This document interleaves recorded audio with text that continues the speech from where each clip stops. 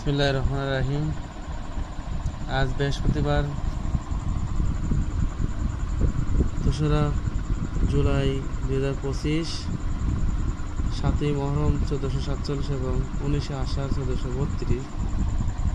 দৈনিক করতা সংবাদপত্রের প্রথম পাতায় শিরোনামে আসছে, শেখ হাসিনার প্রথম সাজা, আদালত অবমাননার মামলায় ৬ মাসের বিনাশ্রম কারাদণ্ড।